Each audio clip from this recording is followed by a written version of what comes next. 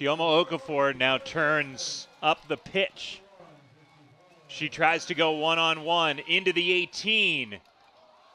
Centering ball, 3-0 Huskies. They have exploded on the Aggies here in the first 45.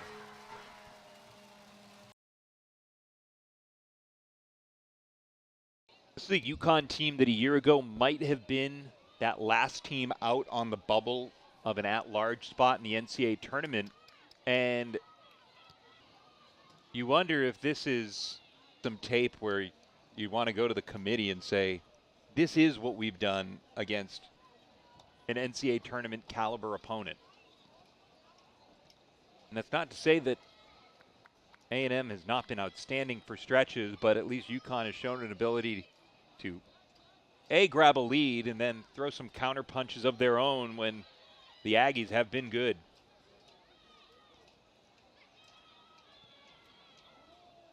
Takedown.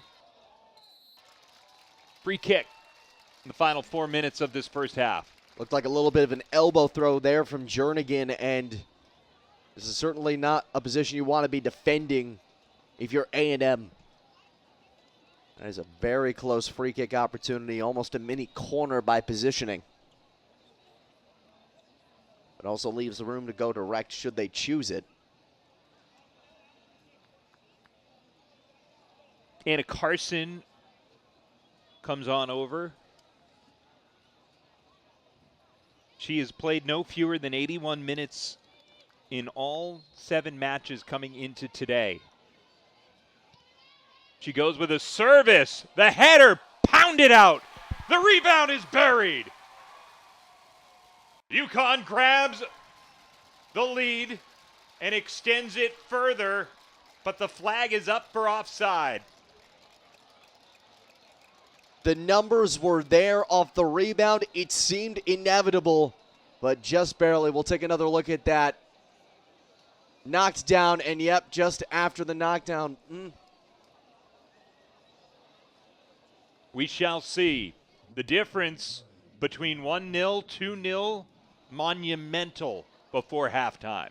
They are reviewing this, and from the looks of it, what a good play on the back door to get open there. Would be McCarthy from the looks of it if that were to go through. Right off of that initial save, just shoving it into the roof of the net. Powdered it into the top of the net. Yeah. We've got the officials re-emerging here. UConn waiting to see what the news might be.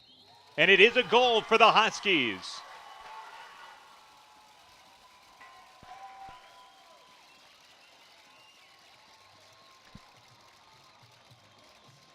Now knowing this is a goal, we can take another look at it. Initial head, what an effort truly by McClellan to keep that first one out. But when she's on the deck and you got to play her right there 3 yards away,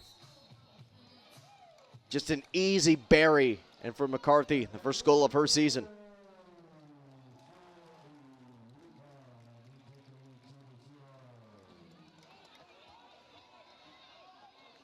And obviously very out of character for A&M. This is game number 8 of their season, only the second time they've allowed multiple goals. But of course, G. Guerreri came in knowing this would be a challenge. Chioma Okafor now turns up the pitch. She tries to go one-on-one into the 18. Centering ball, 3-0 Huskies. They have exploded on the Aggies here in the first 45. And that'll just take a lot of wind out of the Aggies' sails.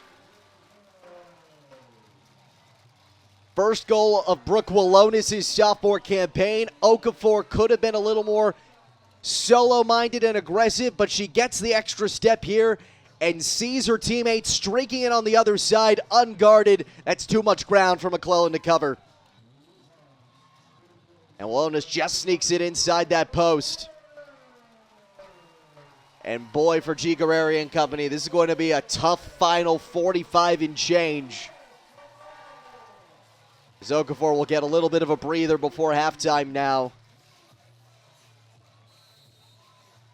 Brooke Willonis, her first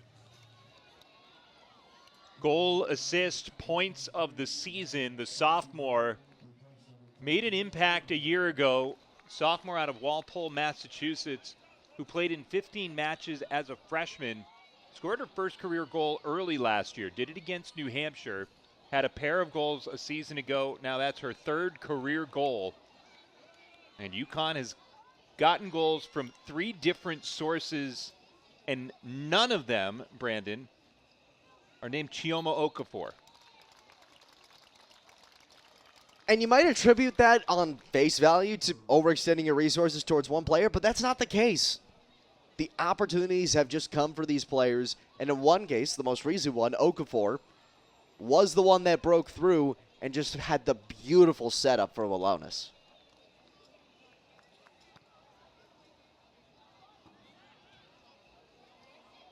And as we talked to G. Guerreri about this being the final real test of their non-conference schedule, the final test of their non-conference schedule before SEC play rolls around the corner a few days from now when they hit the road to Columbia to take on Mizzou.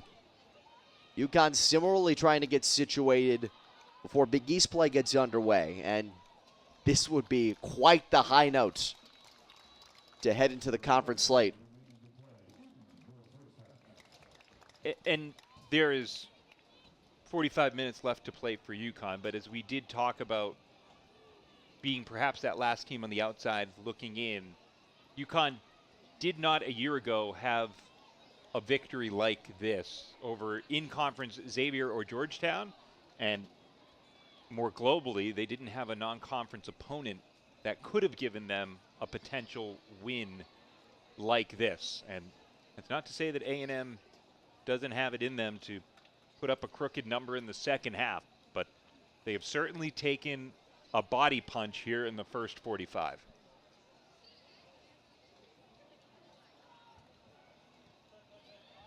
Two losses coming into today, the first of them being a 3-2 loss against Denver, second game of the season. The only other one, a 1-0 loss on the road at Baylor. Tough one to swallow. Still 45 to go. Anything can happen. Hard to imagine a better 45 for UConn than what they just put on display in front of a large crowd here at Maroney Stadium. UConn goes into intermission even in shots, 7 apiece with Texas A&M, but the Huskies absolutely in control with the 3-0 lead.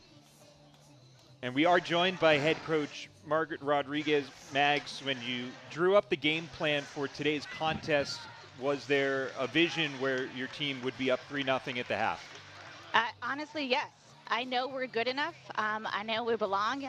This is a good SEC team, but I think we're better, and in moments we showed it today. Our focus going into this game was take it half by half. So if this is how we took care of the first half, I'm excited to see the second half. I want to see maturity now through that half.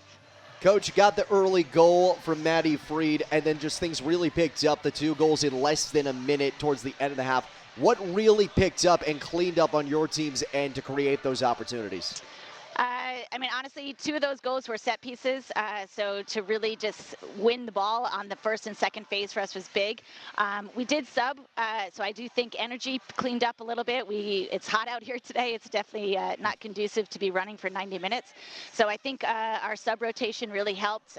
Brooke getting in there, Maka having some fresh legs, really just putting those balls back in the back of the net were big time for us. Coach, thanks so much. Thank you, guys.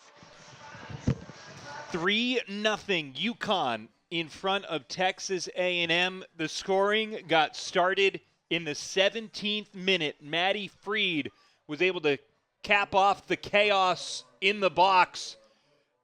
And the Huskies were off and running, though it was a 1-goal game until the 42nd minute when Sophie McCarthy blasts that one to the roof. And then, less than a minute later, Brooke Willonis on the feed for Chioma Okafor. UConn up 3-0 on Texas A&M at the half.